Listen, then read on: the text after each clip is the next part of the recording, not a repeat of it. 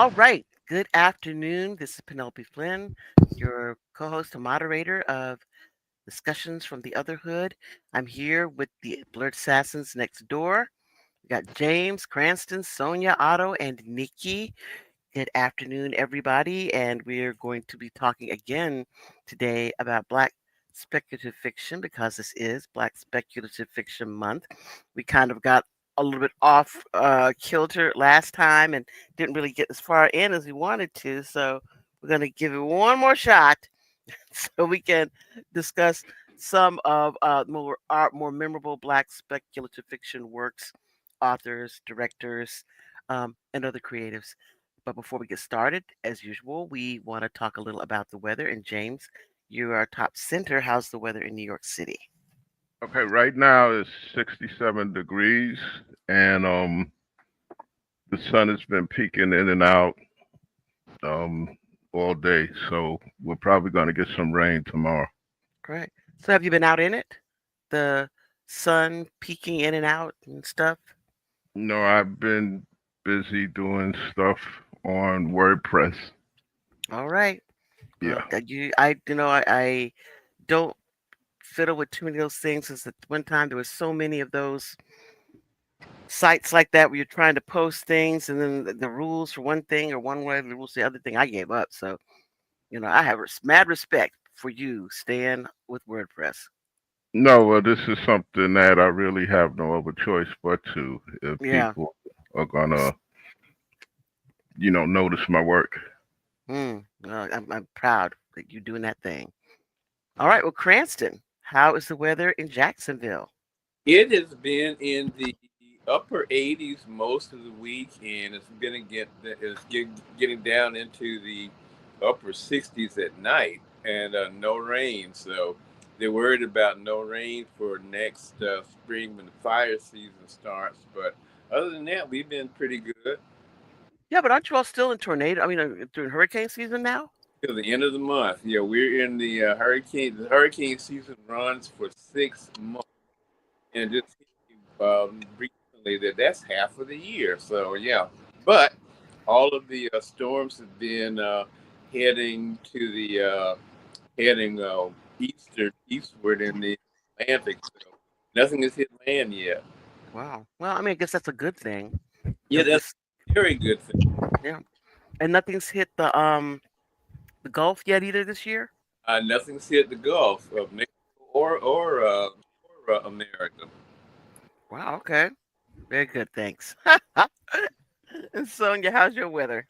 It's nice right now. We're in the high peak, so it's in the lower 70s and no rain. But tomorrow it goes down in the lower 50s with rain, and we'll be down there for a while, and then we'll come right back up. Yeah. Well, when do you all hit the point in your weather where it just hits cold and stays there? I'm thinking around the 1st of November, right when hurricane season ends for Cranston. Cool. All right. And Otto, how's the weather? It's better, man. I tell you, it's like 68 degrees right now. So, and the sun ain't peaking. It's full blown, like raincoat on the subway flashing. It's out. So, Yeah. Yeah. And we got rain too yesterday. yeah, I'm good. I'm good actually. It's like it's, this small window is like the best weather it could possibly be. All right. And now we get to hear from Nikki back in Fort Lauderdale. How's the weather? It's 85 degrees here, partly cloudy, and we have a 30% chance of rain for tomorrow. But no rain yet. No rain yet. How's Okay. it feel to be within walking distance of the beach? Ha! Huh? Well, yeah, okay. Within walking distance if you're, no. They live in the um, burbs, man. well, if you're going to drive, it's like about a 20-minute drive to the beach. Yeah, yeah. It's not that far. Mm-mm. I Too far. mean, for the Fort Lauderdale beach, it's like Yeah. yeah, it's closer than that. I have to be on the beach. I can't be getting in no car driving to no beach. I don't know. Yeah, I understand. I understand. Okay, we won't do that to you. You have to roll out of your bed and onto the sand. Okay. Right. We, yeah, okay, we get it. Now, last week we had this great discussion writing Black speculative fiction. And of course, as usual, we got all off topic. So today we want to try to finish up this Black Speculative Fiction Month by again discussing the authors, the directors, um, the other creatives that bring these, and the actors that bring these speculative fiction projects to life. And I guess since much last time, Sonia, why don't you start us out and tell us with regard to speculative fiction works, what is it that's your alley, like what you enjoy, fantasy, science fiction, horror, what is it? And in those categories, what Black speculative fiction creators, directors, whatever with that process, are creating projects that are most memorable to you.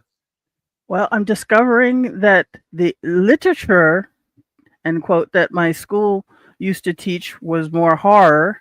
So I'm re-educating myself in that field. I love your stuff because it's not. It deals with the people dealing with the stuff, with the happenings, not just Hmm. the horror itself. And I think that's what I look for. I look for how people react to their situations Now, in any genre. now I Um, know you are a Marvel person and you yeah. like the Marvel universe. So, Mhm. in your mind, I mean, look at all the Marvel films. Everyone, we all, of course, cannot ever say enough about Black Panther. Right. But the Marvel universe, of course, that is a place where you have a lot of. I guess they've tried to make it a lot more diverse Trying. in trying to make it a lot more diverse. But with Yeah. regard to the black actors, the directors, do any of those stand out to you and have made being a fan of black speculative fiction something that is more, uh, I don't want to say you're always a fan, but Mhm. that you see that the quality has increased from what it was that we expected when we were younger.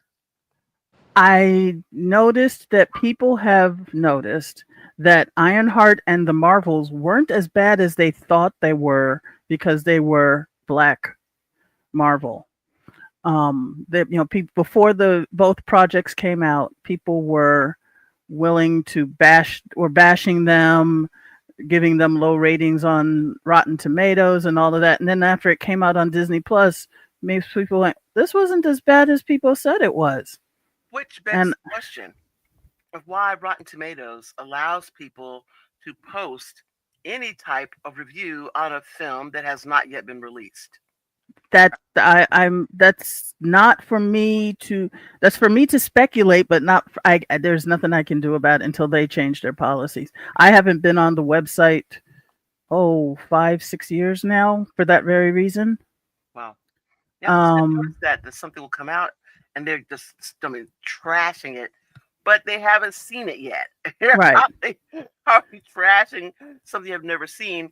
It takes a long time to come back from a slew of negatives, you Right. know, for the people who are actually waiting to watch it to give it a positive. Even Eternals wasn't as bad, and it was had Eternals had a multiracial cast. Eternals wasn't bad as they thought it would be, but it should have been a TV series because there were just so many characters. Yeah, and I think they tried to do a little bit too much with Right. time. I enjoyed it, but there's no way you could cram all what they needed to do in the 3-hour movie. Yeah, and by Uh, the time you get to a 3-hour movie, people start to get tired. right. So But I do think Marvel has a lot of work because a lot of the projects that they put on hold were for characters of color. And so I'm hoping that they find the right director for Blade. Commercially, they'll probably go with the John Wick director, but I would hope that Jordan Peele would have some kind of an input on it to I show love true. Jordan Peele, but I don't think that is his bailiwick. I I just don't. said input, Yeah, writing or something. I think that's probably what Marshala Ali is holding out for. I would love for Is Coogler to take a stab at it. I that wouldn't be bad.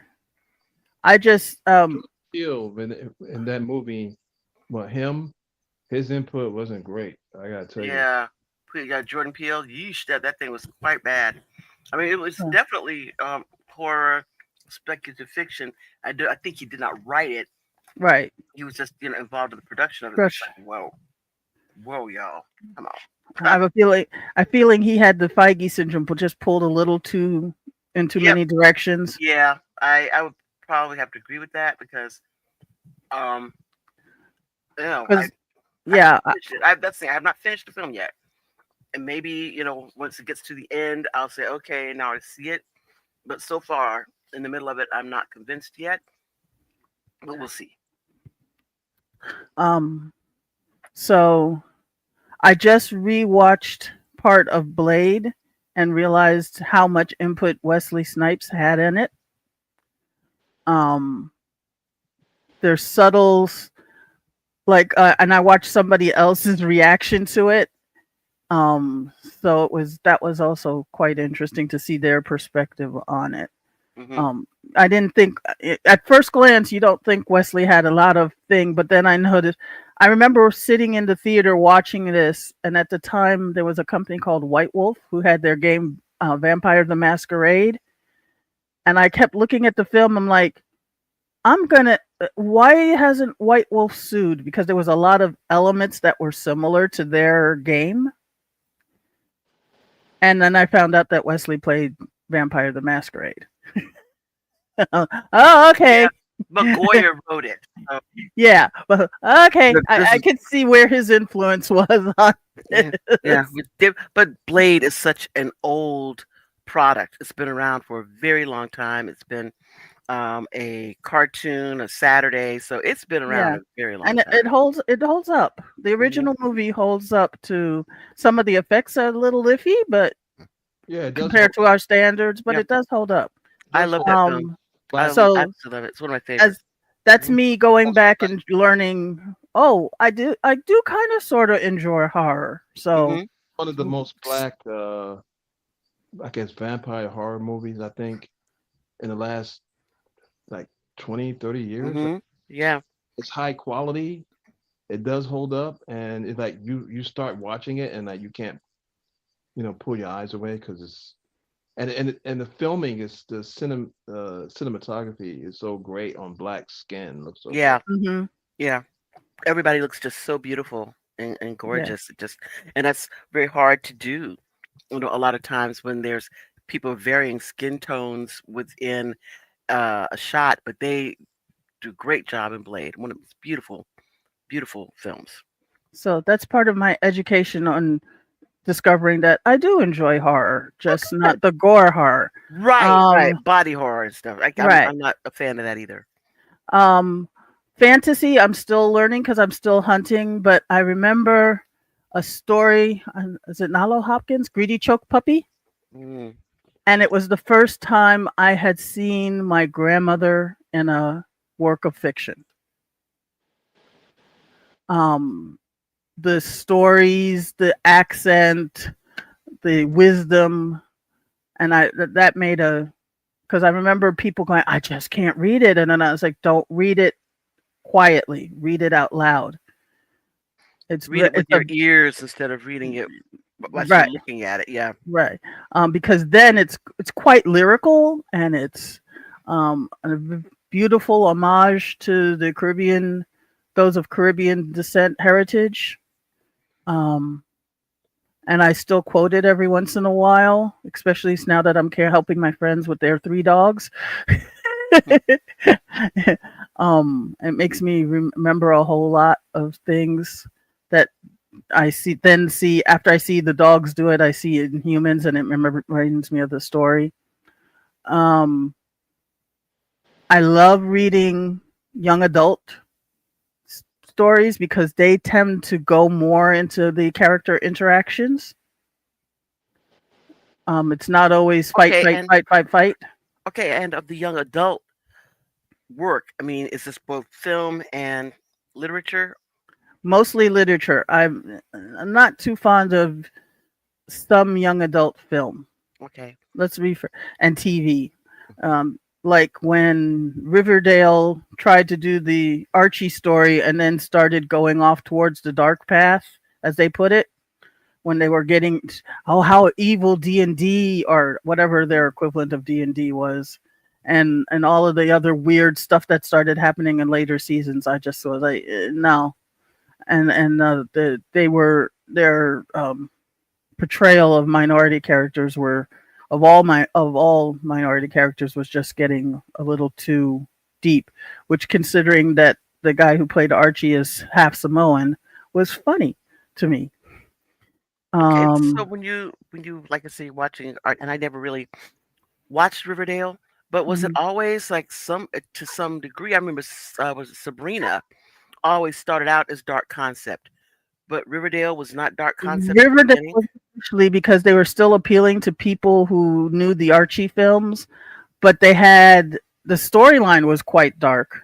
Okay. I mean, you can't get much darker than one of the lead characters' father being a serial killer. But Mhm. it still had that Archiness, as I Okay. tend to call it. And the characters were fully developed and well rounded and weren't exactly like they were in the comic books, which I was okay with. But then they started becoming caricatures of themselves. Hmm. Right. And that's Well, I when mean, well, okay. So in that vein, like you're saying this, when you watch this, it's kind of supposedly it's like I guess a little YA tending into y- this young adult to older adult. I don't know. yeah, it It got looked like dark. that's what they were trying to transition, helping those who remember it from their youth and Hmm. those who were just young people who were just knowing it and then trying to get it more adult. Yeah.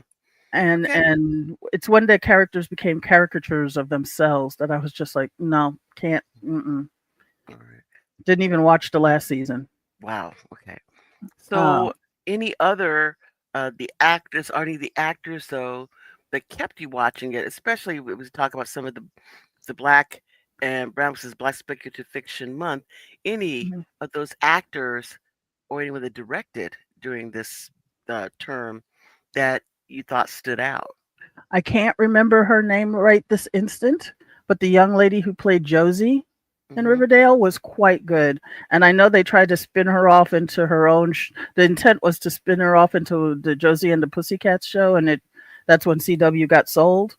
Oh, I can't remember her. I'll look it up and give it to you. But she was.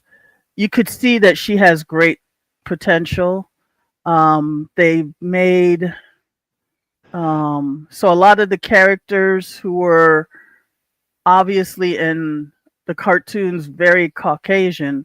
mm, They they they it, they changed them enough when they changed the racial makeup so that they you could see that there was an impact on why this character was now a black person of or color. Yeah, yeah. And I did the admire cultural change. Yeah. yeah, I did admire that. It wasn't just, oh, we're just going to make this person whatever now. There was a reason behind it. You saw how what they went through because of it. Yeah, but it's so funny when you say that. I guess like just a comment from my perspective is they say, well, they changed this person, because it was they kind of there was a reason for it. But if you think about it, that when they created the character in the first place, there was no reason why they should not have been. Right. So yeah, so for them to make them into characters who were, the African American or Arab or uh, Latina. Asian or whatever Yeah. it is, like, well, Mhm. why didn't they do it in the first place? Right. So I feel And, like oops, I didn't want okay, to go ahead. edit. There also was the lady who played Tony Topaz. I just saw her picture. Vanessa Morgan also made an impact on me. They were strong black women, and they were facing things. And I think Tony was also part Native American, the character, and they did have a strong storyline for that too. Hmm. So that I was like, okay, so you're changing them for a purpose. Yeah, but the thing is, even if you're not changing them for a purpose, the fact that they weren't in there was for a bad purpose in the first place. Mhm. So there's no reason to not have had them in the first place, and to add people now, people like, oh my gosh, it's just a terrible thing. But you don't know from the very beginning whether the writers would have had individuals of different ethnicities Right. or genders in certain roles because they were not allowed to do it. So I don't think there's a problem at all in making these projects look more like what America actually looks like Right. than what it is that they put out there to begin with. And the young lady who played Josie, her name is Ashley Murray. Ashley Murray. So She was yes, okay. also in another, not really horror, but suspense. Yeah, the other black girl Yeah, that was series. a horror. Yeah, that's, I didn't get to I see mean, it all. it's like horror. It was I don't know what do you call that? The other black girl. What do you Psychological call that? thriller. Yeah, Psychological thriller, yeah. which I That's really enjoy. That's the that. that was interesting. I mean, it had a few holes in it, but I Mhm. thought it was good. I So enjoyed it. yeah, so that's where you've seen her. Yeah, I thought it was Um, really interesting. And um, everything doesn't have to be great. Some things right. should just be good, okay, and interesting. It was a nice yeah, because I have been in that situation where, oh yeah, there's another one now, Yeah, and yeah. yet people, what society does. Yeah, Um, because there are a lot of films that don't have people of color or people of one culture that is bad, and they're still films and they still get yeah, made. So, that's why I kind of, what I little I got to see, I enjoyed of Yellowstone, because the characters were just bad because they're bad. They weren't bad because they're Native American or black or Asian or whatever. They were just right, mean, right. nasty people. I know my older sister was watching Yellowstone and she quit. She said, "These people are toxic. I can't watch this." She But that said, was the fun of watching them just "Yeah." get, She just and said, then get eventual payback from their toxicity. But "Yeah, we're digressing again. yeah, Back to Black Speculative Fiction. In YR, my favorite YA book, is Milton Davis's Amber and the Hidden City. right." You told us that last time we were Oh here yeah. that you like that particular book. But I know the focus is on Amber. But are there any other characters that people should be looking out for? Like, of course, it's a female focus uh, book, but Hmm. what else do people have to look forward to in Amber? It's her discovering herself. Hmm. It's a great coming of age, but it's more like when you find out all your family stories are actually true type of discovery, and what that actually means for you. She heard her grandmother telling all the stories and her mom poo pooing it. So you saw the magic dying in her mom, but because she still believed, it was strong in her and her grandmother. Cool. And then for her to realize that strength. All right, cool. All right. Well, I'm going to move on kind of to James Yeah. because I see you sitting there looking. So, for you, the same question, No, what's I was your just favorite? listening to what she was saying. Hmm. What was the question again? What is your favorite? I mean, I know you are a person that is definitely a film person. You are, a writer, um, a reader.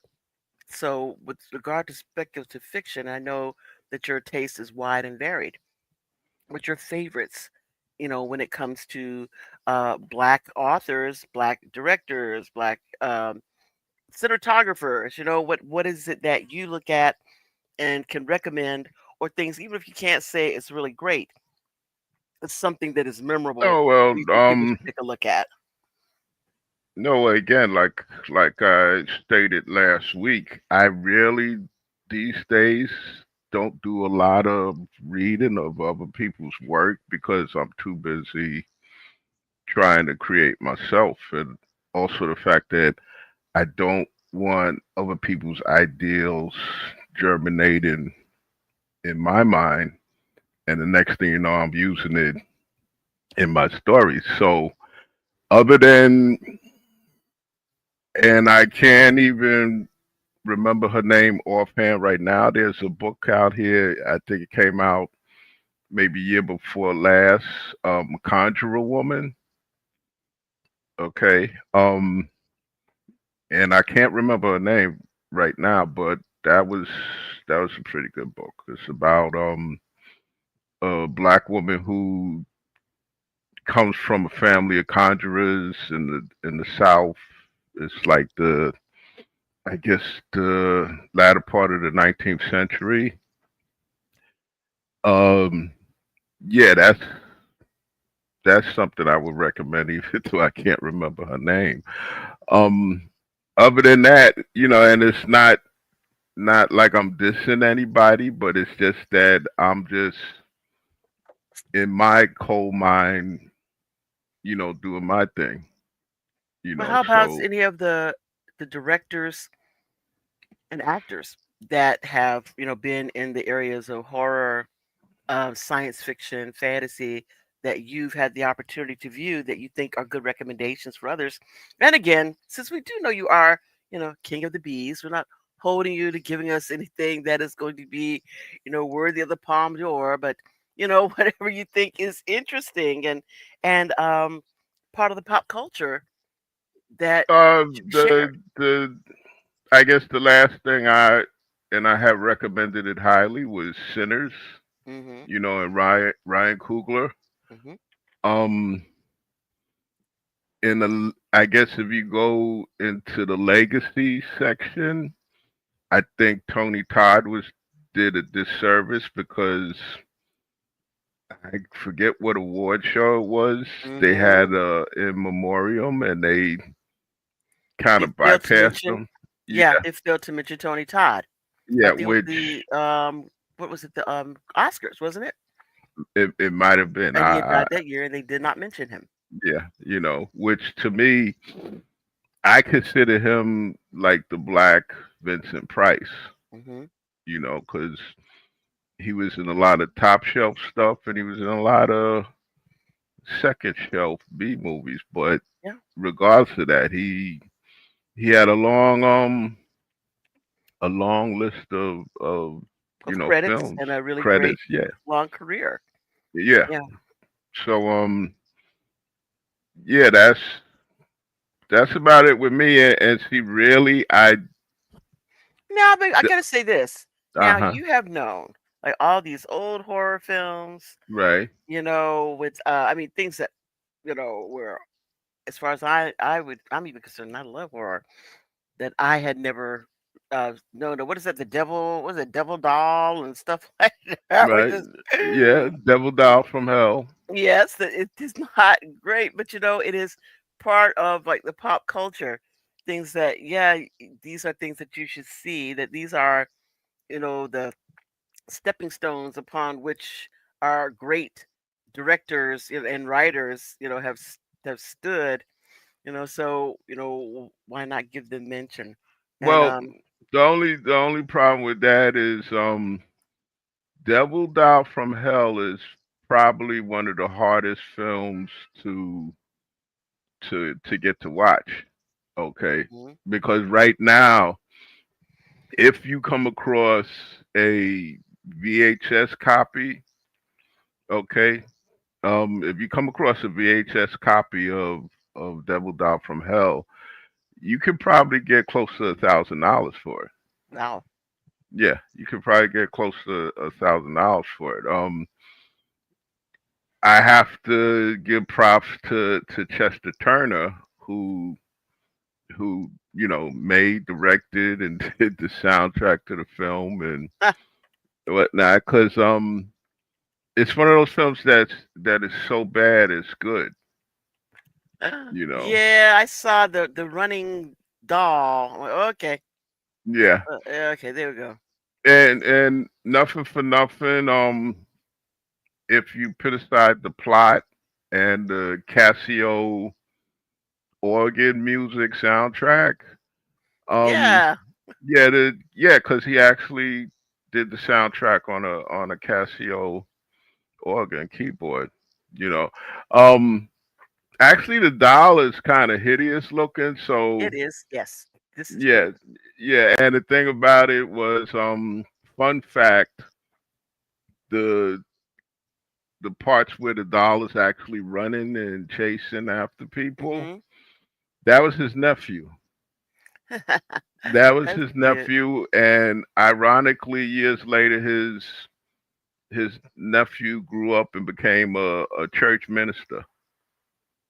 Yeah, I guess that stuff scared Yeah, the L out of him, right? yeah, and you know, Chester Turner, he saw like the black Ed Wood, because see that's the thing about B movies. Yeah. Some B movies you can see that it was an effort made. It's just that the director or producer didn't have the money or was just starting out, you Hmm. know. So that's what I look for. I look for the effort. There are some B movies that you can see the director was just lazy, Yeah. especially if it's a scene where somebody gets punched in the face and all the director did instead of filming an action sequence, he just kept showing the part where the fist connects to the face over and over and over and over again. Yeah. You know, um, yeah, but that's me. Cause see, right now I spend a lot of time uh reading Black history. Because Hmm. that's a major part of my writing is doing research into Black history, and I like to come across obscure Hmm. Black historical figures, which if I had to say, if I had something to say to like Ryan Coogler Right. or Jordan Peele, I would say dig and look into obscure um, Black historical figures because Hmm. sometimes the story is just fascinating, you know. So yeah, that's pretty much it with me. So right now, is there anyone that you think is other I know your own writings and stuff that you deal a lot with the black historical figures in the speculative fiction context. Is there anyone else that you can point to dealing with, these historical figures in that context?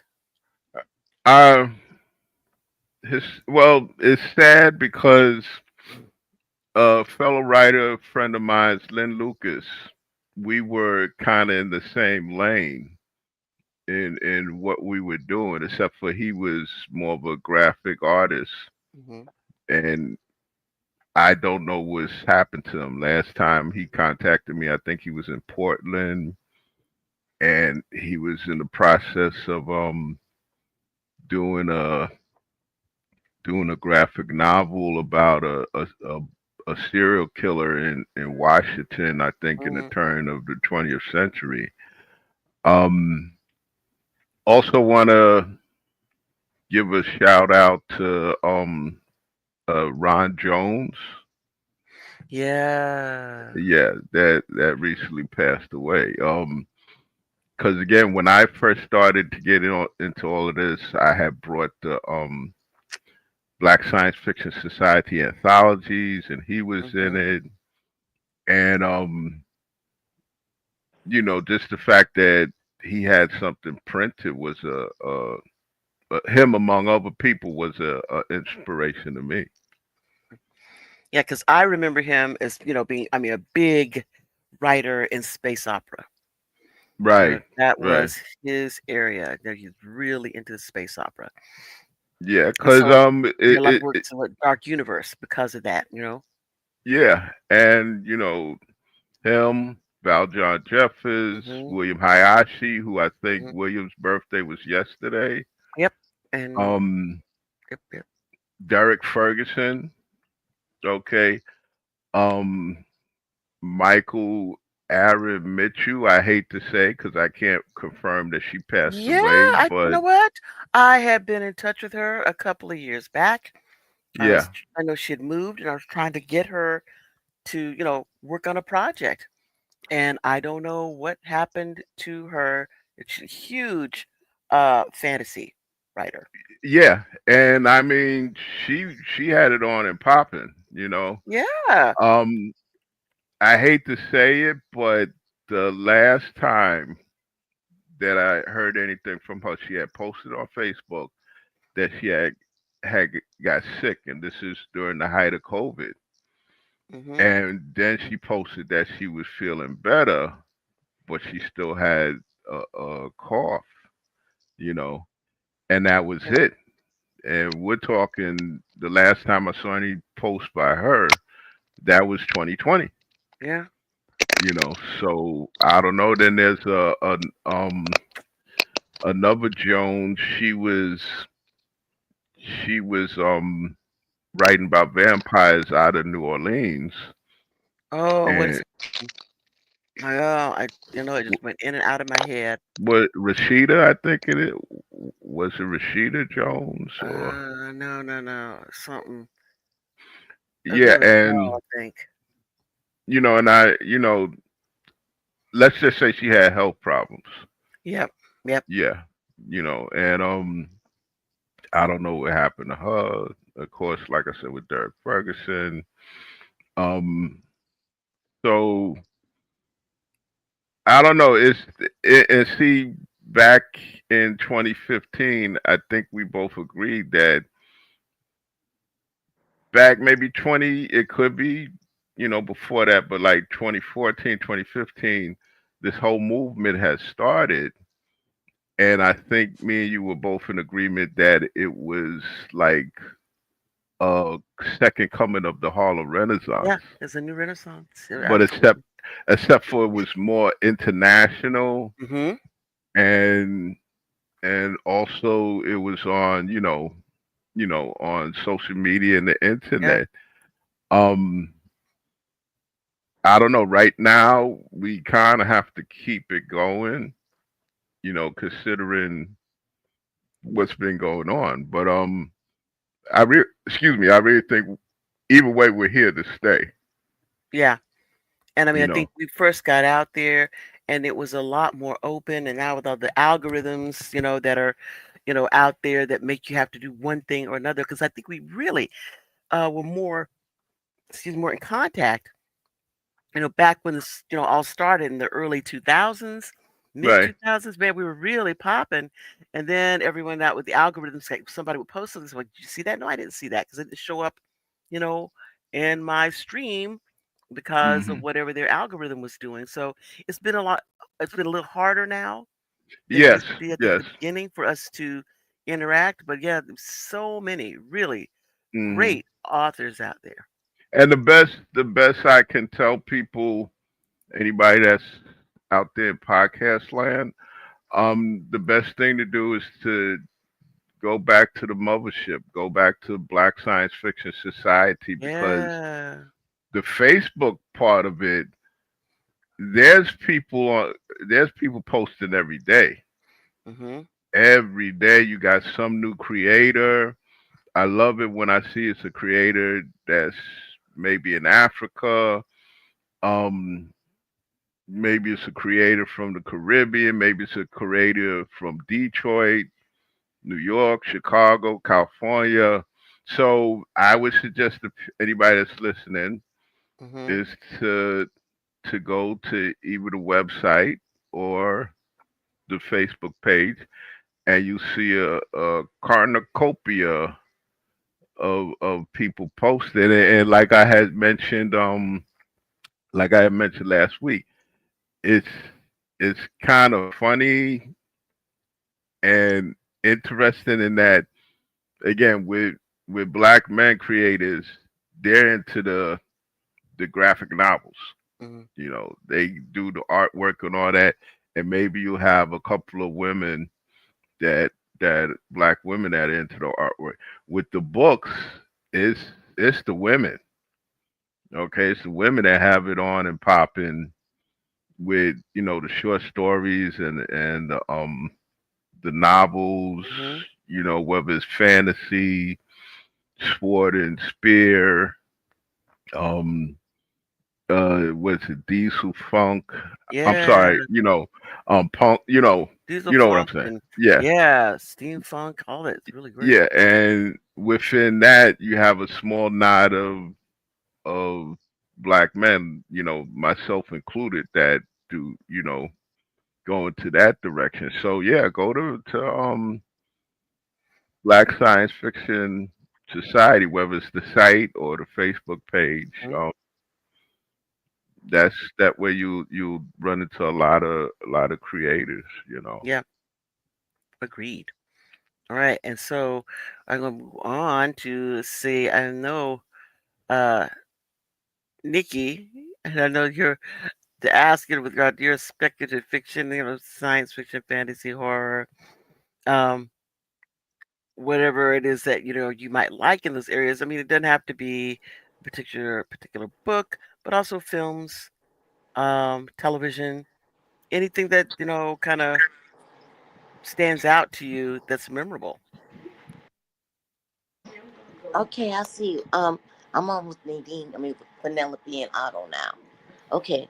Well, what was the question again? I was just asking with regard to speculative fiction. Like I said, it doesn't have to be film or book or anything, but just kind of like any creator, actors in those areas that you like, can recommend, um, anything of that ilk. Penelope, I never gave it a thought. Yeah. I mean, because I know Really? some of the things that we watch or have watched in the past, and sometimes we think, okay, is it speculative fiction? And that's things, of Yeah. course, science fiction, fantasy, superhero things of all that, and whether or not it's a director, an actor, or that. But I'll put it in your ear right now. I'll move on because I know you said you hadn't really thought about it. The moment Yeah. I'm back. Okay, so I guess Cranston. I know you've got like a encyclopedia of things that you have on your list of, those works, authors, directors, um, individuals, creators. Yeah, well, one of the things that I was going to say is that, and it kind of goes to the question of, do we count it as black science fiction if it's something that may not be black centered but is favored by black people, or be something where the fact that the character is not just it's just not a field in anybody can play this part, black person in it. The most interesting thing I think is the number of black projects or black directed projects that just die on the vine from being drawn out, and they get big fanfares when they're suggested, and then it gets caught in development hell where you just never comes up again. Okay, I, well, you say that, Cranston. So on that subject, are there any that stand out to you as those projects that died on the vine? yeah, they're almost a too many to mention. In fact, Black Panther was almost one of those projects that would have died on the vine, because I think back about the time the second Thor movie came out, they had asked Kevin Feige, when were they going to do Black Panther? And he was saying, well, we holding up on it because, we want to do it right and this, that, and the other, and blah, blah, blah. And they just spent like $90 million, on catering for Thor. And they didn't have a Black Panther movie. And if you look at it, it was I'm like, sorry, that is just you're just being hyperbolic, correct? yeah, Okay. but not by much. And if and essentially what they did was they had to horn Black Panther into two of the Avengers movies and give him sort of like a tryout and say, okay, people are going to see that, and then we'll go ahead and do it. And then, of course, after it took off, boy, yeah, we were playing this all the time, yeah. Mm-hmm. Yeah. But two of the other ones was Morgan Freeman bought the rights to um, Rendezvous with Rama, based on Arthur C. Clarke's books. Now, I don't know if he bought the rights to just the first book or all three books, but there was a lot of things that he was going to do that. He could never financing, never get it off the ground. Samuel L. Jackson had bought the rights to one of Harlan Ellison's stories that had a black protagonist, Mephisto and Onyx, and that was it. We heard about it. He was going to make it. He had the rights. Disappeared. They've been talking about doing a Storm movie for who knows how long and stuff. Never appeared. Um, and I think that the pretty much Mahershala Ali is pretty much aged out of doing Blade because he should be like Blade should not be a middle aged guy and stuff. You know, they need somebody. You know, when Wesley Snipes was Blade, he was like in his early and mid 30s, something like that. Yeah, yeah, and he was fantastic, and his martial arts were at the peak, of their sparkly goodness, So yeah, it was really But wonderful. but now it's getting to the point that Mahershala Ali would be doing like the Roger Moore version of James Bond, and you know, Yes, most yes. they would give I him. and then, honestly, I like Mahershala Ali, but I Mhm. do not think that he was a good choice for Blade. Well, unfortunately, that's the other thing that happens is that they get whoever is the flavor of the moment. That's who they put up there, whether they're good for the part or not. And but it drags on, and came up. Of course, there was a lot of fanfare behind Tawny Newsome was going to do a comedy series set in the Star Trek universe and blah blah blah. And she was doing really good with the work on Lower Decks and everything. And it was going to be we're going to go into production anytime soon.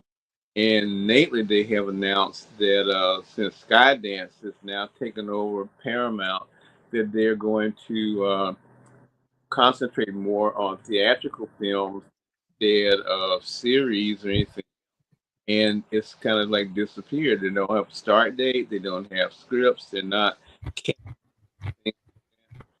And so that's the thing we have to look for. We might have to go smaller or go like super independent in order to get anything made. It would be good if you could get creators who could do things that have become like now are considered um, milestones like Prime or something like the Primer or something like that. There doesn't have to be a mega. It sounds like you're breaking up a little bit, and maybe it's just me. Okay, okay, and you don't want you want to get something that's done inexpensively that's not another version of the same movie. Because I think there were two movies. There was one.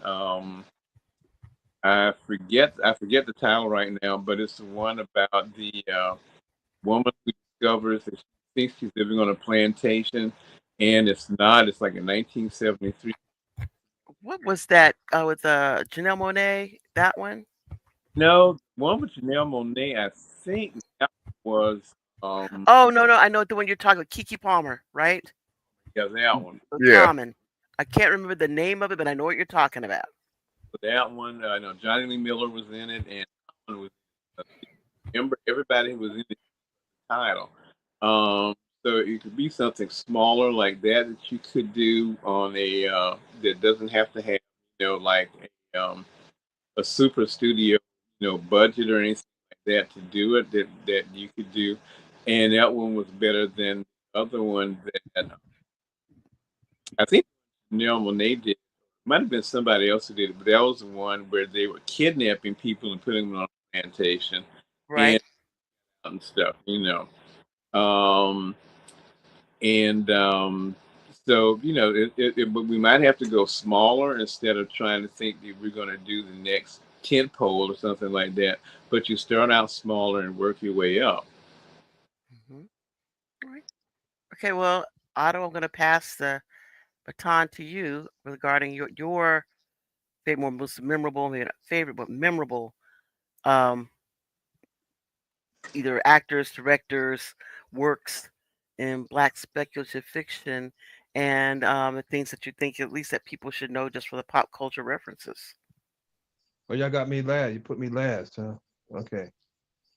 I'm the last person. Okay. Yes. Well, I think there's a period of time where I guess people call that Black exploitation movies. I didn't don't like that term. Obviously, I said that before. But the movie we saw last week was Sugar Hill.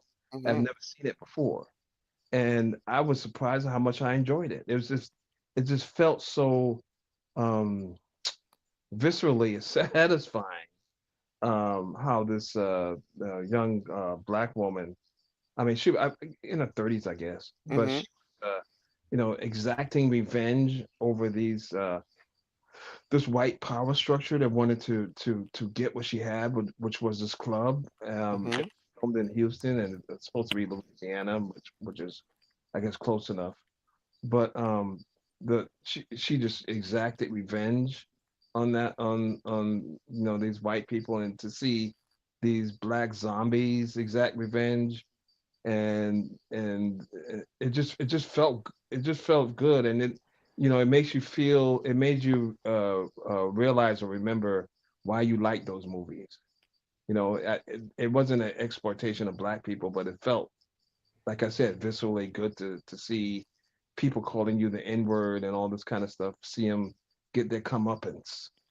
So I love that. So that film I really really liked. um yeah, go ahead.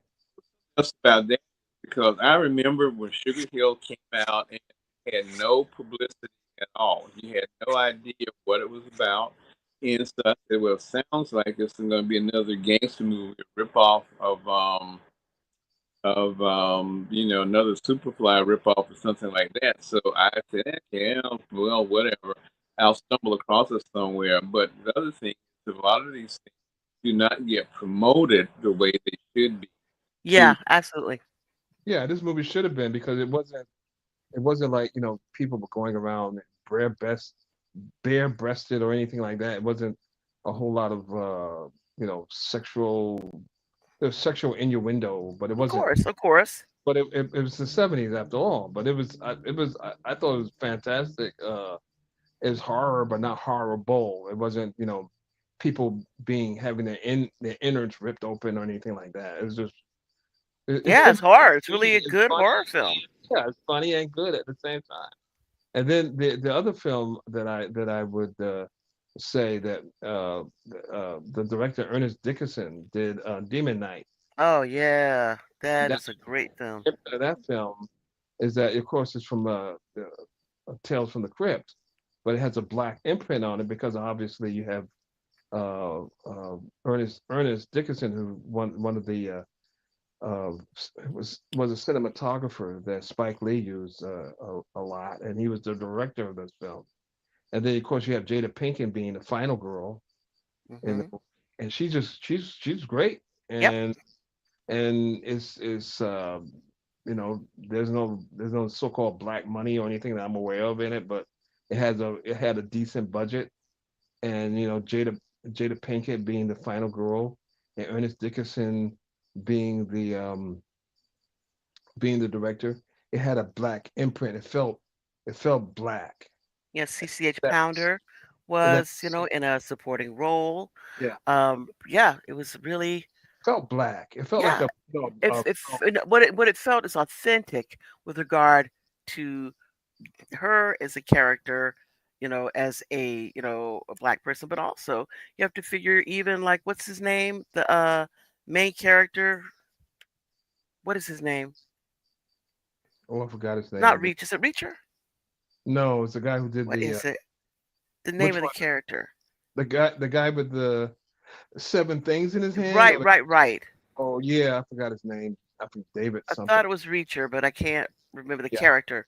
But even so, because you can tell, that he comes from like that's a southern kind of sensibility with the way that language is yeah, spoken and yeah, that kind of thing. yeah. It felt familiar, Yeah. and so that kind of thing, it really makes a difference in a horror movie and horror films. I mean, it was written by a black screenwriter, but the direction and the acting was, especially the black women, they were brave. They Hmm. were running around, acting stupid or acting like a stereotype. And Ernest Dickerson didn't direct it that way. So it was I thought that was a really good. I guess that can be categorized as black speculative fiction, Yeah, or maybe participation. Maybe that's yeah. the right. Well, they bring the story to life, in a way that's accessible. Yeah, they do. And the same thing with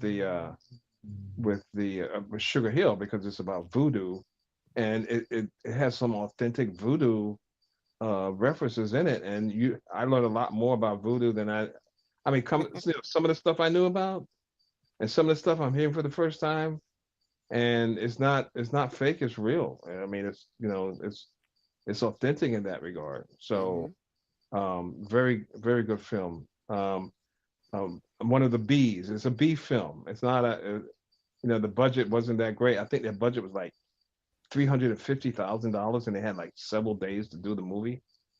So, but it was a good film. And the other film is the remake or the reboot of Candyman, um, by Jordan Peele's company, Monkey's Paw. I thought that was a fantastic way of retelling of that story, the way it was done, and also the trailer for the movie Hmm. was fantastic. The way they With the had, shadow puppets. oh my God, it was heartbreaking. I Hmm. don't know if everyone's seen that before, but it's the trailer for that movie is heartbreaking. How they show how black people have been just set upon by racism and destruction in this country. How they had the young boy, I think he was 12 or 14 years old, who was condemned for murder. He was tried as an adult in Mississippi, some southern state like that, and he was tried as an adult for whatever rape, murder. I have no idea. He was railroaded, obviously, and then he was too small to fit in the electric chair. So they sat him on like telephone books or whatever they had to make Hmm. his head fit up in the skull cap, the skull thing to electrocute him. And then there was Hmm. several other images that were so impactful if you watch that trailer. And then the movie itself takes you back to the actual Chicago the projects where they tore it down. I think it's Cabrini Green projects, and it shows you a lot of the what's once again black culture without being stereotypical. And I think it was directed by a black. I think that film was directed by a black woman. I don't remember her name, but she did a really fantastic job. The acting was good, and it was a great reboot. I guess that in that sense, it is speculative, black speculative fiction because it was a reboot. Because I could never understand the original Candyman, where Hmm. they Yeah. had our friend Tony Todd came back and was like killing black people. It's like, why are you killing black people if white people are the people that killed you? What are you doing? Yeah. I was like, okay, Yeah, what was? why don't Yeah, you well, I kill? didn't quite figure that out either. Yeah, why don't you kill the people that killed you? So yeah, I like that reboot, and of course, we always talk about we talk about Blackula. I hate that title. Hate that Mhm. title, Blackula. Um, I don't think that was written by a black writer, but William Marshall, who plays Blackula, had a real hand in how the story was told Mhm. because they wanted him to be one thing, and William Marshall is so sophisticated and proud as a black man. He made them do something else, which is very impactful as far as storytelling. He was a black uh, prince or king, and then he had his black. Mhm. Of course, he had his queen and all that. And the way they wanted to do it was so stereotypical. Yeah, and what the story is also that even though the name of the film is Blackula, that he basically um, required that that character, the prince, not be called by that name at all in the film, and he And he was wasn't. not. Yeah, he wasn't. Yeah, He was yeah, only called by his name, not Blackula, referred to as yeah. Blackula in the film. Because I hate that name. It's like And we had the conversation about it. And I Blackula. understand your position, but I'm not. I don't I'm feel the black same way and that I'm you do black. about it. So Well, Black. you know what? It's like this. I think that movie came out with a by American International. Yeah. Yeah. Yeah, So was Sugar Hill. It was also American yeah. International. Well, at that time, if they called it, I don't know, Count something, whatever, whatever. Count Chocula. Yeah, Uh, nobody. You wouldn't get people. yeah. I mean, it was a marketing thing. I Yeah, think that it would was be a that way. marketing thing. Is that's all. Again, look at the source. American International. That was the house of exploitation. Well, you know what? People call it that, and I heard it over and over again. But I don't think there's anything exploitive by. Yeah, and remember last week we discussed that the fact is not it's exploitation in the sense that it is the film the company, the production company that Yeah, is exploiting because the Yeah, thing. these be- themes. It's not the people Yeah, themselves what because they're doing. as a kid and as an adult, I watch I come in early on the movies and I stay late. So I see who, when I'm that age and seeing that movie, watching that movie, I watched who, the studios that came put their imprint on it, and also who the key grip was, at the end. And so, in the beginning of that movie, like for instance, Sugar Hill, before you see the American International sign, you see the distributor. I guess it's MGM. You see that lion, Hmm. and so obviously, like you said, Penelope, it's exploitation to the point of, back then, not to get off on a tangent much more, but back then, the film companies weren't making a lot of money, and so these black films kept them afloat Hmm. to a Yeah, great. yeah. Well, exactly. again, with that company, anything that was trending at the time, okay. I mean, if you go back to like the early Roger Corman years, and you look at Little Shop of Horrors. Little Shop of Horrors has kind of like a beatnik feel to it, Hmm. and that was the trend at the time in the early '60s. But what I wanted to say though is, sadly, a lot of black movies, horror movies that came out in the early '70s, I would estimate that maybe 15 to maybe 25% are lost media now. Hmm. Okay, you can't find it. I mean, I can remember watching with my sister-in-law and my brother watching a movie on, what was it, Voodoo, that came out in the early '70s, and to this day I can't remember the name. I don't. The only thing I remember about that picture is the character in the movie was like a conjurer woman, and she actually mind controlled a man into cutting his hand off with a Yikes! chainsaw. Yikes! Yeah, but to this day, I can't remember who made it. Um, I don't know what happened to it. It's just like another horror movie from back then. This one was shot in parts, I think, of Harlem and Brooklyn, and it was about voodoo. And spoiler alert, what I'm about to say is kind of graphic, but in that movie, it was a black movie. The character, she was into voodoo and she put her newborn in the oven. Oh my gosh! Yeah, but it's it's disappeared. I don't know what happened to it. Another picture, it was like the debut of Grace Jones. Okay. Um, I in fact she only was in like the first half of the movie, then she disappeared. Was that for the second half of the movie? Hmm. Yeah, a good portion of these movies are lost media, you know. Mm. And see, if you're not speculative fiction, your movie may, hang around for a while. But if half the time, the early '70s, believe it or not, speculative fiction was still looked down on a little bit. Mm-hmm. Um, people, the movie was probably thrown in the trash Mm-hmm. was sitting around in the grindhouse, and people was like, yeah, nobody wants to watch this shit, Mm-hmm. and just threw it in the garbage. So Oh, yes, a small, I say between 15 and 25% of those movies that came out back then, it's black movies lost media. mm.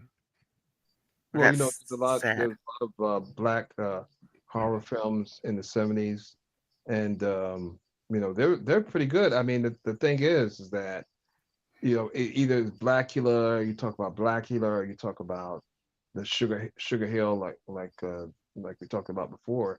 These are speculative fiction movies, and there's not a whole lot of stuff that you would expect to see in that genre. It's not how do you say it? It's not stereotypical in the way Mm-hmm. that you would expect to see a black films in that era. So even Blackula, I mean, you don't see black people denigrating themselves, and you don't see any of that. You don't see any of No. that. So yeah, and so the in Sugar Hill, for instance, Sugar Hill is a hero. Yeah. He's a hero.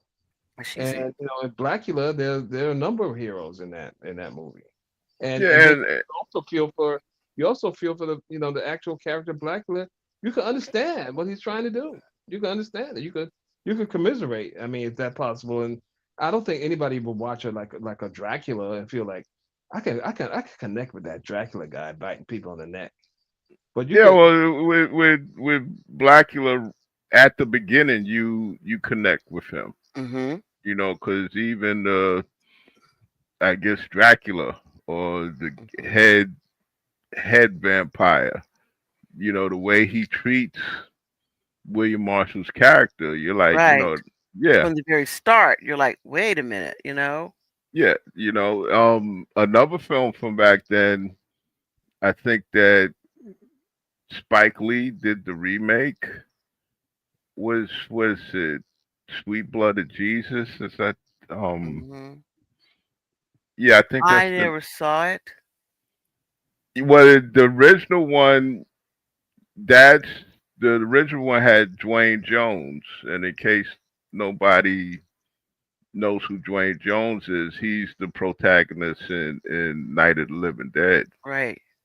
You know, and this you have to give a shout out to Dwayne Jones because he was basically a stage actor and a teacher. He who taught acting. I think maybe it was, I could be wrong, but it's some college upstate New York. And he brought a lot of dignity to it because when George Romero for Night of the Living Dead gave him the script, Dwayne Jones is like, "Listen, these lines I can't do. Mm-hmm. I can't do them. These lines are not good. So let me rewrite, the Mm-hmm. script." And I think they rewrote it as it went along. And yeah, it's hard to find that movie, Sweet Blooded Jesus. It's out there, okay, and of course it generated enough interest that Spike Lee did the remake, but it's hard to find. What was it about? It was about Dwayne Jones' character. I think, from what I remember, his character. I think one of his friends turned him into a vampire, and he was going about acquiring blood not in the normal way. Mm-hmm. I think he was like breaking into like blood banks and whatnot, and taking the plasma and or blood out the refrigerator. Okay. Cold Oh, blood. yeah, cold blooded. Yeah, there we go. Blood. Yeah, yeah, cold blooded, as Rick James would say. Um, yeah, that's the because God, I haven't seen it in so long. I can't even remember too much of the plot. You know, in fact, in my mind's eye, I just remember that he was boosting blood plasma at one point. But You no, again, a lot of those films, not a lot, but like I said, maybe 15 to 25% of black movies is lost media. You I'm gonna know. start recording them. Whenever I see something, I'm gonna start recording them. If I Yeah, see you would.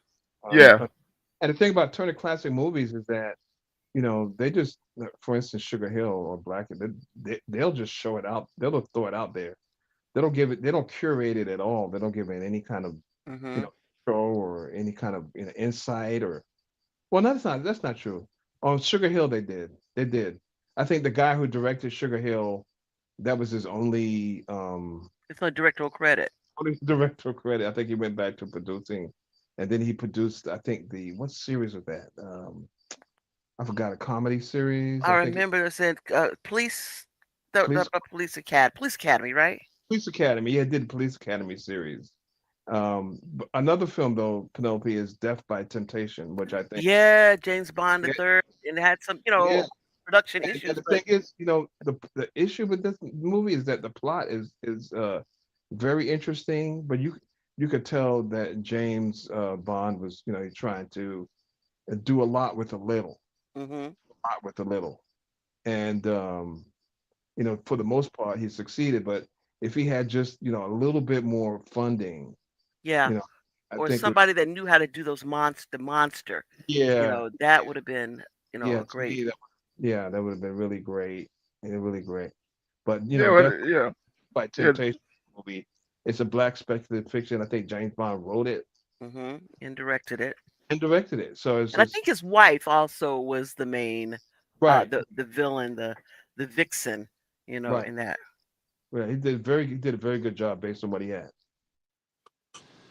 Yeah, well, that's going back to what I was saying about B movies. You look at certain B movies, you see, you like, damn, if only he or Right, right, she had exactly. more This or funds, that, or yeah, right? or resources, well, it would have been different. Yeah, I mean, I see it like this.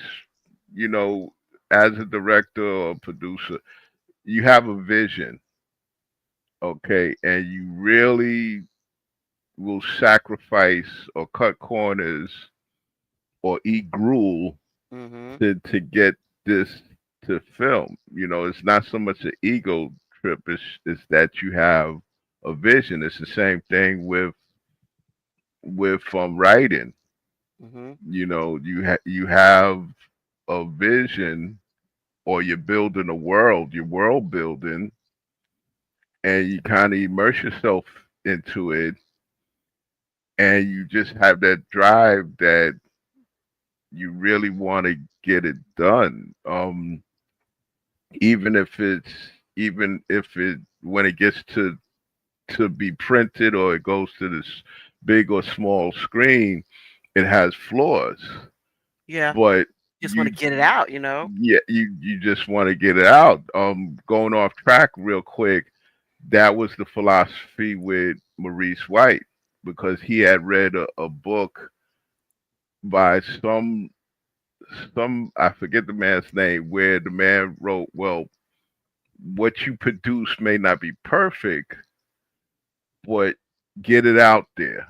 Right. And then so that the next project, then you can really polish it more than the first project that you did, Yeah. you know. And with directors or writers, um, you you're willing to bite the bullet and deal with the flaws. You're willing to have your monster. People look at the monster and say, "Oh, that's made out of, I don't know, paper mache." Right. But it's out there. And again, like Chester Turner with Black Devil Doll from Hell. Listen, he had when he was rediscovered, he was having a grand old time. Hmm. He was invited to film festivals. Come to find out, the woman uh lead in Black Devil Doll from Hell at the time was his girlfriend. Hmm. Okay, and when they were rediscovered in the early 2000s, they were having a grand old time doing the film festivals, and Absolutely. yeah, people were giving them standing ovations because you see the effort. You see the effort. I mean, he said he wrote the script in one night, Yeah. drinking a lot of coffee, and you can see it on the screen. Yeah. Yeah. Yeah. We'll believe that. Yeah, yeah, oh yeah. When he said that, I was like, yeah, you Yeah. mean We'll, you we'll say believe that. yeah, you mean to say you spent the whole night? That's too long. I thought, What you turned out, man. yeah, I thought you did it in 2 hours on a cocktail napkin. You know what I'm saying? But it's it's it's just you have the passion for it. Just like if you're a consumer, okay, especially if you have a love for science fiction or horror Hmm. or fantasy, you have that passion too. Hmm. Okay, because at the end of the day, it's the consumer that makes or breaks us. Yeah. Okay, and consumers have a passion to the point where they go to like this week past it was New York's Comic Con, and you have a passion because you want to meet the creators, you want to meet the stars, Yeah. you know. And I think in spite of what's going on now with black folk creators and consumers, I think we're in a better place than we were 20, 30 years ago, maybe 40 years ago, you know, because you had people like Frank Yerby and Samuel Delaney Hmm. that people didn't even, half the time didn't even know they existed. Well, I'll tell I you something. I'll tell you something that you said last week that I didn't know is that the guy who wrote Who Goes There, which was a short story, I believe, for the Saturday Evening Post, right. was a black man. I had no idea. I don't know about that. You sure? Because it's my understanding William Campbell wrote Who Goes There, and Campbell was a racist slash reactionary. I thought you said it was a black man. No, no, I No, you don't. No, I mean, I gotta. Maybe we missed it what you were saying, but I thought that's what you had said. But I guess we misunderstood. Maybe you're talking about somebody else. no William Campbell. William Campbell not only was he a reactionary and a racist, but William Campbell was also considered himself a gatekeeper. So that's a Oh yeah, Okay. totally we must have totally misheard you. opposite of Maybe you're what I. talking about someone else that you're saying was a black Yeah, person. maybe the Maybe you're talking about the artist. Mandela effect or something. Yeah. Like, Yeah, it must wow, I be the had no idea that Mandela was a effect black man. because William Campbell was part of that crew. Um, he was part of that crew with like Lovecraft and Hmm. Howard that wrote Conan the Barbarian. Yeah, These were reactionary cats.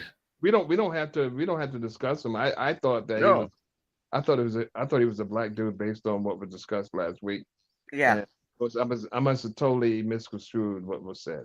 Yeah. Because I maybe me too. Because maybe we just with that Mandela effect, our brains just unhinged for a moment, and we didn't well, hear yeah, it. you might have heard it wrong. You know, yeah, it must have been the Mandela effect. Yeah, Something happened there. I certainly don't want to give that guy any mention Any credit, this right? show, So, on this type of show at all. But I thought that was so I was mistaken.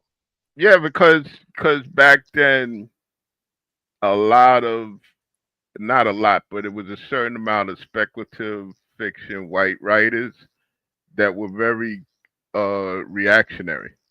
Mm-hmm. Let's just leave it at that. A lot of them were very, Yeah, let's just leave it at that because I don't want to. yeah, They don't make it Yeah. show those people at all. Right, right, right. We don't give them yeah, anything. yeah. But no, I think, like I said, I think now, and see, this is where social media can be a blessing and a curse. I think black speculative creators Mm-hmm. are in a better place. Yeah. In other words, like I was saying, back then you didn't know who Samuel Delaney was, okay, and he had it rough because not only was he a black man, he was a queer black man, Mm-hmm. okay, and a lot of the gatekeepers just wasn't feeling him, and sometimes he was just out in the wilderness. Now we've established a foundation, okay, we've established a foundation, and the foundation was brought about by him, Octavia Butler, George Clinton, okay, Sun Ra, okay, because Sun Ra, you find definitely a lot of science fiction in his work. George Clinton, definitely, George Clinton is half science fiction, half horror. Mm-hmm. Okay, I suggest to you guys go to his Maggot Brain album and go to the last track, Armageddon. Mm-hmm. Armageddon sounds like a soundtrack for Night of the Living Dead. Mm-hmm. Okay, because you hear these voices, and you hear these voices of people arguing, and thunder and lightning, and a heart beating, a la Edgar Allan Poe. So yeah, these guys are definitely the foundation. Mm-hmm. You know, definitely the foundation, and I think especially like Octavia Butler, she woke up a lot of people. Yeah. She's the catalyst for a lot of people, especially black women, getting into speculative fiction. And see, like I said, from my perspective, it wasn't. I never heard of Octavia Butler. Uh, it was Frank Yerby that Yeah, got yeah, me on that road. But yeah. you know what? I mean, there's a bunch of stuff that's to me that was I think bad black speculative fiction as far as horror is concerned. And I think I'm not sure who wrote that movie that called Ma. Yeah, You know that that was not good. that was you know I Ah, watched, It's on. Yeah, on the I watched precipice a lot of. of garbage, and Yeah. that was garbage. That yeah, movie. I be the first to tell you that number one, that's the least watched DVD in my collection. Mm-hmm. I thought you having that Okay, playing 24/7 or something. That's it's so much I garbage. now and see, even as a connoisseur of B movies, Mm-hmm. I had a WTF moment when I sat down and watched it. Yeah, you're like, what the heck? Garbage. And the Jordan Peele movie, Us, Yeah, I was. I that's felt the same way. I, speculative garbage. I felt like, okay, what is the deal with? I mean, I didn't get it. I mean, it's part. I mean, parts of it were very interesting. They Right, had some interesting pieces, but putting them together into a story that made sense, and it did not make sense. But they got to the end. It's like, wait a No, minute, I was watching I was wait a minute. watching Hmm. a retrospective of the Twilight Zone, and a guy who was doing the retrospective was saying that Jordan Peele said that his inspiration for that movie was the episode of the Twilight Zone where Vera Miles is in the bus depot, and Hmm. she's a doppelganger of herself. And I said to myself, you did a poor job because that's what you did sucks. Well, you know what? That, of course, is not one of my favorites either, because I look at that particular episode and think, okay, why are you doing the things that you are doing? And I get it. You see a doppelganger or something, and I open the door in the bathroom, and I see the reflection. That lady is there. The other one's right in front of me. I'm not fainting. I'm running out there and putting hands on somebody. And so, You who gonna are beat you? somebody up? You gonna beat somebody just because they look like you? I'll grab her and say, "Why are you stealing my Are bag? you looking like Why are me? you, yeah, why are you trying to, you're hiding? Obviously, if you were doing something that was, on the up and up, you wouldn't be hiding every time I come out here, Or right? why don't you just get next to her and punch her and then rip the mask off and say it's a man, baby? That's It's right. not. The It's not. man, It's the person man. that looks like you and wear your dress and wear your hat and everything. You say, Right. But I'm you know saying what? you're I'm doing gonna whoop something. your ass looking like me. Well, no, it's because obviously you're trying to pull some stuff because you don't have to be wearing the same outfit that I am. So You you don't have look to be like moving my me. bag. You're out here I'm trying not to looking play like some you. You trick. look like Or, me. or why are you not in the room anytime I'm in the room? Every time I come in there, you make yourself scarce. Now you're up to something. I would grab her. Say she's up to something. Well, real quick with the Twilight Zones, basically when you sat down to watch the Twilight Zone, especially when they first aired, you had to kind of pit what they call a suspension of belief. Suspension of disbelief. I get it. Yeah, but well, no, But, that's what but, I'm saying. right, No, where's that's common sense? no, well, that's what I'm saying. Sometimes with the Twilight Zone certain episodes, the suspension of disbelief is just it's just too big a hill to climb. Yeah, absolutely. I particularly I like that. agree. I particularly like that episode. And I know we're getting off track again. I'll get back on in a minute. But one of the reasons I like that episode is because it mentioned a lot of upstate New York, cities like Portland and Albany and other places that are upstate that the only way you can get there is by a bus. 'Cause ain't no plane flying. Ain't no plane flying. Now the other one, the Jordan Peele Twilight Zone with Sanaa Lathan, that episode that he did, a speculative fiction thing. Hmm. Now, of course, I never seen an episode of story like that before, but it was very haunting. Yes, it really was. That was excellent I job won't done on remember that. the name of the episode, but everyone should see it. Wait a To me, minute, which it's haunting. This is the Jordan Peele reboot of the no, Twilight. I understand, but what is the plot? Because I might have seen it. The plot was Yes. Okay, good. it's like a almost like a Groundhog Day thing with Sanaa Lathan, and she's taking her son, she's driving her son to college, she's dropping him off, and Right. she's also at this diner, and this white trooper, and he just keep messing with her, and over and over it results in her son getting shot and killed. Mm. And She so she can't has this get out of this camera, this video get out camera, of this that she cycle. can roll back time so that the thing doesn't happen. So she keeps trying to do things differently every time in order to avoid her son being killed by this state trooper.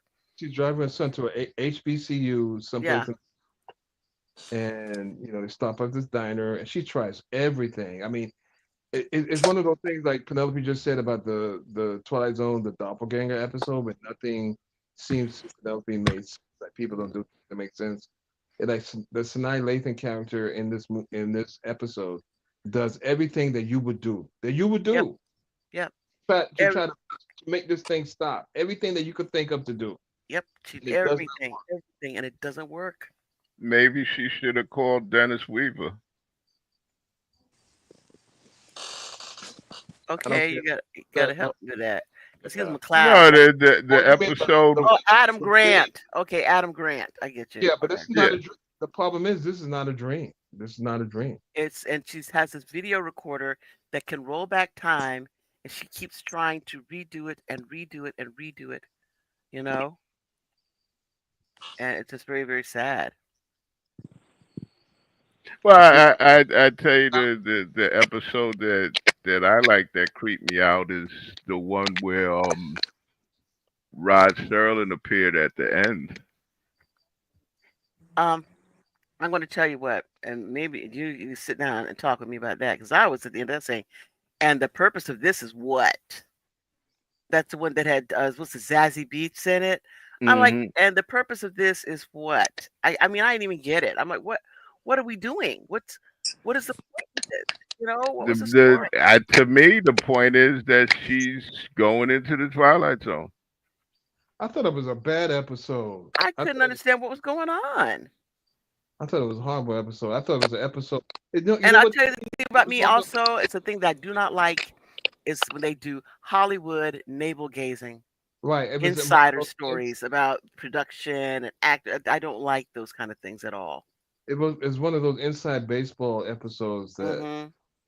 shows you how. Well, I just think it was just a homage to where all of that originally came from. That's what I saw from it. You know, it's just you're just giving kudos to Rod Serling. Absolutely, I get it. I get it. I get it. But man, I feel like, come on, y'all. Yeah, come on. 'Cause they could Uh, have done better about not having it so much. Uh, you know what it but, was. You know. but to me, the Nine Lathan episode is one of the best episodes of the reboot, and you should really see it. Hmm.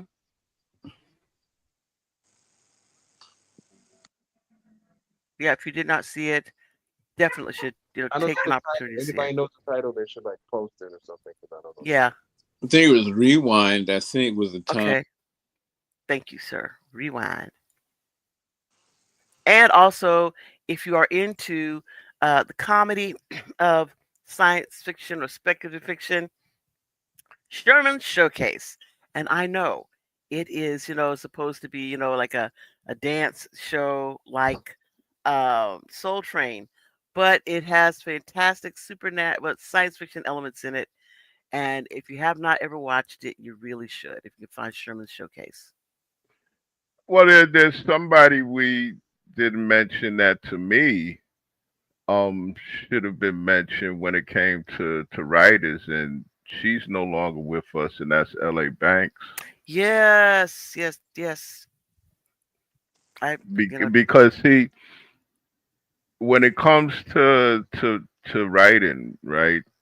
hmm Especially when it see, I we have to give a backhanded compliment to urban fantasy. And the reason why I say that, and mind you, I hated the genre. hmm I read one book and it was just too much because it was just too much people screwing and smoking weed for me. yeah, yeah. But Much. we have to, and I said this a long time ago, we have to give it a backhanded compliment because, as far as I know, it started a lot of people to get into reading, Yeah, it's like getting back to reading. getting back to reading. That's I always mean, there was a time when if you got on the subway, you look up and down the car and people were reading urban fantasy. But see, here's where things change is when L.A. Banks, because I think by the time she started, people had just gotten tired. You know, how many times can you read about a thug drug dealer in a relationship with a Well, woman? let me ask you I, this. Let me ask you this about that. That's that particular black speculative fiction. So, these books were they self published? A lot some of them were were. Yes. some were yeah. I would say 70% was self-published. Some were published by little boutique Hmm. publishing houses, and also I think I mentioned this before. A small percentage of them were actually white writers posing as black. Hmm. Okay, but again, I give it credit because it got people back into reading.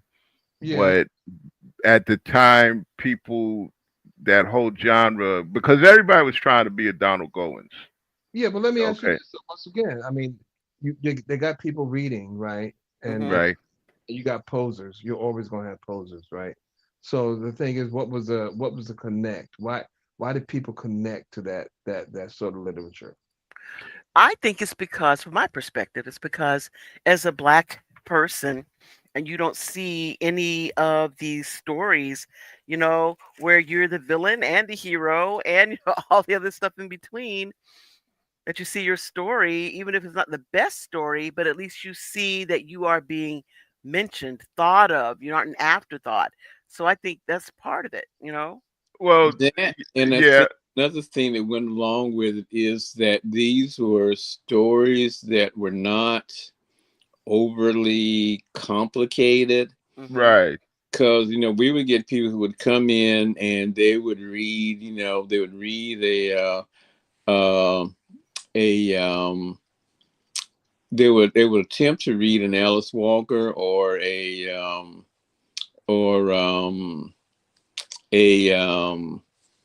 Toni Morrison Toni or Morrison. Good, yeah, thank you. yeah. Couldn't think of it. And they would get confused and get frustrated. But these things were very literal. They were you could really right. race through them. Um, and they were like wish fulfillment. They were the equivalent of really crummy TV shows or something like that. There was the idea that they would start as a gateway, and pretty soon you would burn yourself out on those and want something a little more expansive and everything, But Yeah, they were just right there.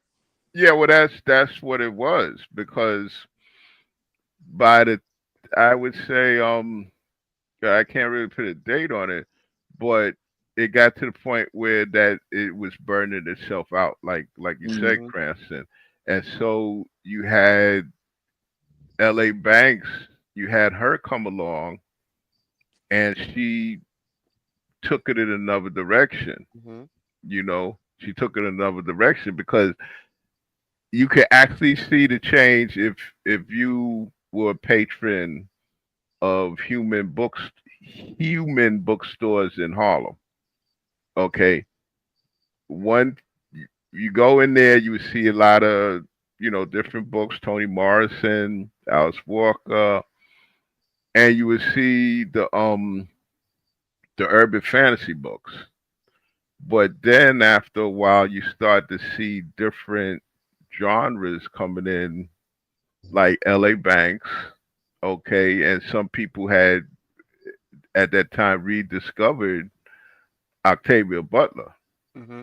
Okay, because actually, I can remember reading Octavia Butler way back. With was the parable of the sower, and that was it. But then people kind of rediscovered her, and you had Kindred, and what Hmm. was it, Wild Child, and so L.A. Banks. I'm not saying she was the end all be all, but she was number one, a game changer, What's like and number Zane was in erotica. right. That was thank you. That was another one. Well, Okay. At it's one point, you had a lot of people that were reading her books. to me, Okay, and see, another thing was why urban fantasy was so popular was that you had people growing up in the projects or AKA the hood, and unfortunately, this is something that some of it, even though it was fictional, but young people coming out their house going to school and they see the neighborhood thug or drug dealer, and so that's something that they could relate to. Hmm. Unfortunately, with some, it to me it makes it accessible. It's like a gateway drug, right? Hmm. So I mean, you start reading this stuff and you start thinking, and I think eventually, I think normal progression, people people are going to go on to more complicated literature. I mean, am I being hopeful, or is that no, that's why you have. Wow, echo? something's breaking up, an echo. Yeah, we're getting the echo. But that's why you have That's why we have Black Science Fiction Society. That's why you have Sword and Spear. That's why you have diesel punk and cyberpunk and spy funk and all of that there, because people got to the point that they got tired of reading the same old same old. Like I said, But I they realized that there was more stuff out there. Yeah, Now, exactly. yeah, they, there was even more like out you there. said, they want to read. You want to be, smart, right? People want to be Hmm. smart. They want to read Toni Morrison. They want to read Alice Walker. They want to read, all of these books that people say you should be reading and showing your intellectualism and Hmm. your showing how you can take one thing and apply it to another or something. But sometimes I think readers and speaking for as a consumer, I think that sometimes you need training wheels, to Yeah, get. yeah. No, you have to. You You have can't to. jump on me and tell me, you're missing the point. That you're writing an Alice Walker book, or you telling me I got to read. I'm not got to read, but I'm reading The Bluest Eye, and I'm looking at it, and then you're telling me, well, you're missing the point of this. This is, some sort of thing that I'm missing because I'm reading it literally. But I think you need training wheels to get there. We Yeah, can't sometimes you do. expect the consumer to get there while you're writing something dense. Hmm. Yeah, well, As that's either you're that's writing it for yourself, either as writers, you write either writing it for yourself or you're writing with the thinking about your audience. I don't think there's a problem with either one. I think sometimes you write for yourself because you're a reader too. And I write the thing that I enjoy, hoping that other people will enjoy it. And Well, some people, they are ready for the stuff you write, or some people are waiting, and it's exactly what they want to read. But I, like you were talking about the individuals who kind of need those, on ramp, the gateway stories to get them in to even realizing that they like reading. Some yeah, yeah. people Well, went to that school what and they would yeah. not, they have like negative feelings about reading and books in school because they didn't have maybe the best, right. The um, yeah, gateway the best type can't of make. I don't experience. want to feel. Once again, as a consumer, I don't want to feel bad because Hmm. I'm sitting on the subway. I'm sitting on the stoop or whatever. I'm sitting on the bench during lunchtime, and I'm reading something that looks kind of raggedy. Some thug beating up some other thug or whatever doing, and you know, I don't want people to look down upon me. Maybe I shouldn't even be concerned about that. I don't know, but it's like Oh, well, Yeah, but I again, think it's great because sometimes people will people say, gonna look down on "This me is because that I book read that Alice so and Walker. so wrote. This is really, oh, I heard about that book. Is it any Yeah, good?" You because I mean, know? look down on me because I'm eating a bologna sandwich, and I like bologna. Right, right. well, again, this is like I said, we need to give a bit of Kudos. a compliment, Yeah. kudos, backhanded Mhm. or just a straight up slap to these urban fantasy. I myself, with my writing, I tell you, I tell you a secret. I write my short stories in the terms of I look at it as like a half an hour to an hour episode of a TV show. Mhm. Okay, I do a beginning, middle, and end. Okay, um, that's it. I will put a message in in what I'm writing, but I just this is how I do it: beginning, middle, and end. Of course, as a writer, you have to the opening paragraph. You got to put something up there at the beginning to keep the person to continue reading, Mhm. or as Raymond Chandler would say, when all else fails, have a man come into the story with a gun. Okay, or you murder somebody at the beginning of your story. Nothing complex. You can be like Rod Serling and put some type of message into it, but the bottom line is entertainment. Mhm. That's the bottom line, and that's when That's when the Irwin Allen in me comes in. Okay, so yeah, like I said, with L.A. Banks, she was a game changer. Zane also. Um, even though it wasn't exactly my genre. What's the black gay writer that was writing during that time? Elin Harris. Right. Okay. He was popular during that time, and all this dovetailed into black speculative fiction as we know it Mhm. now. And these are people that came before us. Um, we have the connection. You know, you look at like Samuel Delaney, um, Toni Morrison. But there's bad gateway black speculative fiction because I consider anything done by what's his name in the Medea Tyler uh, Perry. yeah, Tyler Tyler Perry stuff. Perry. I think that's like But that's not getting a that, if you consider gateway like easy accessible stuff and it equal to a bologna sandwich. It's like getting a bologna sandwich and rubbing it on the ground and then giving it to me to eat. okay. But that's we're talking about we're talking about we're talking about speculative fiction. He's not speculative fiction. He's what I call the old word we used to say.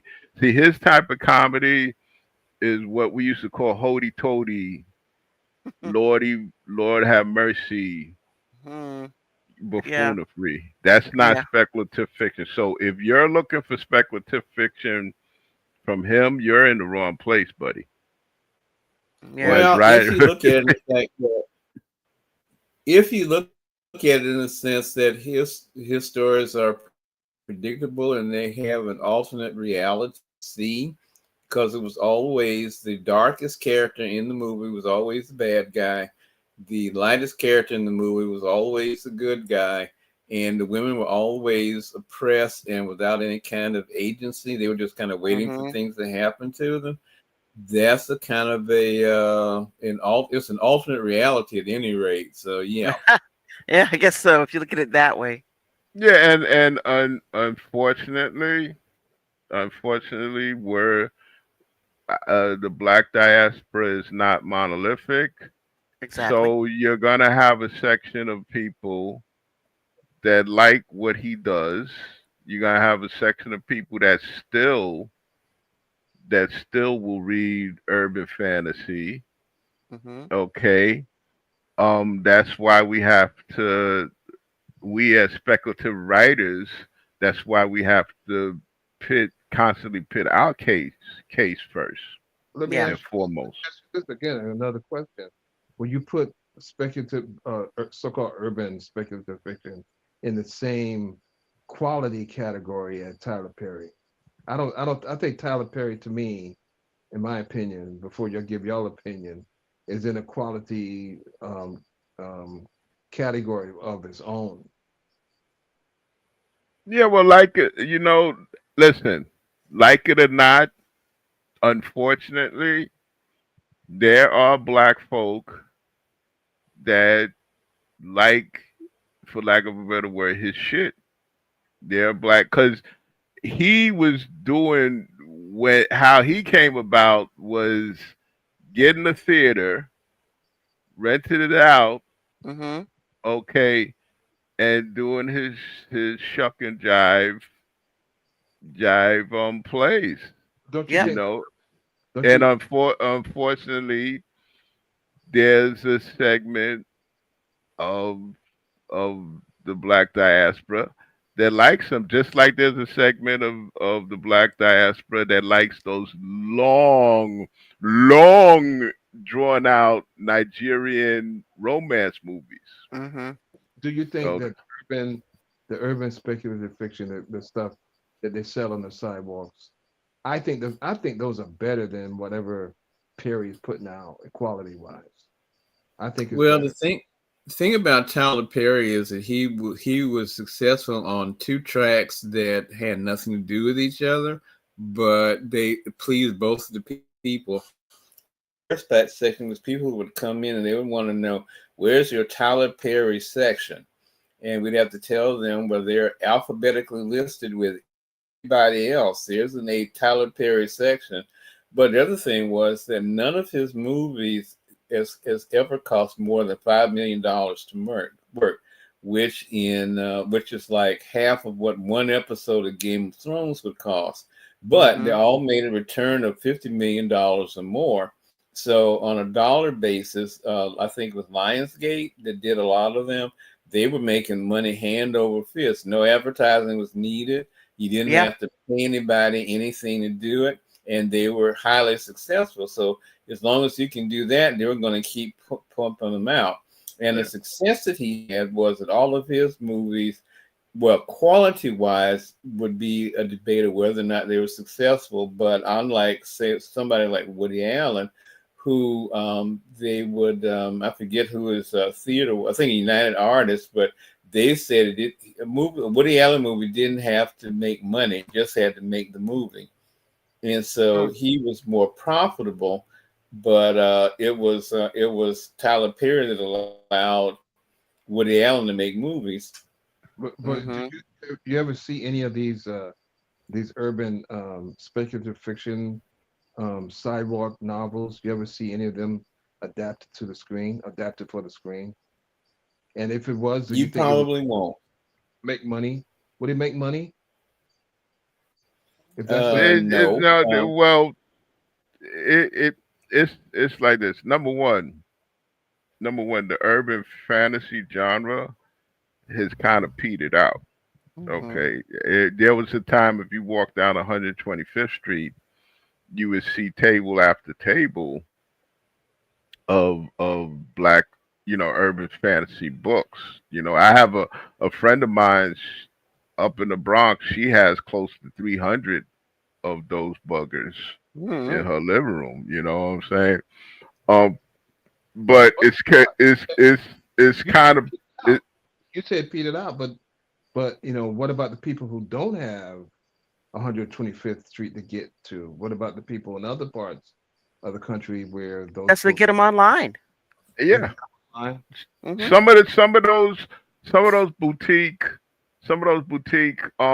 publishing houses that publish these things, they have their own site. There's a gentleman up in the Bronx.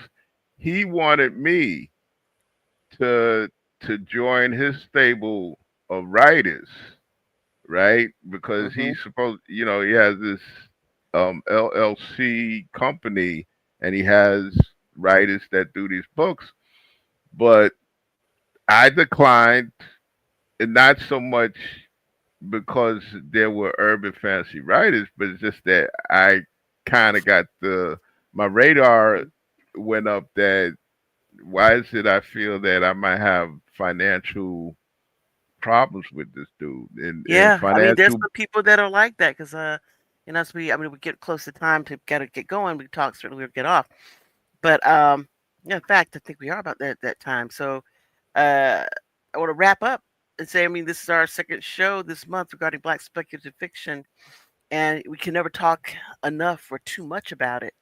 But if you need any recommendations, feel free to contact any of us online. We're all on Facebook, to contact us and ask us if there's something that you want to get specific genre information about.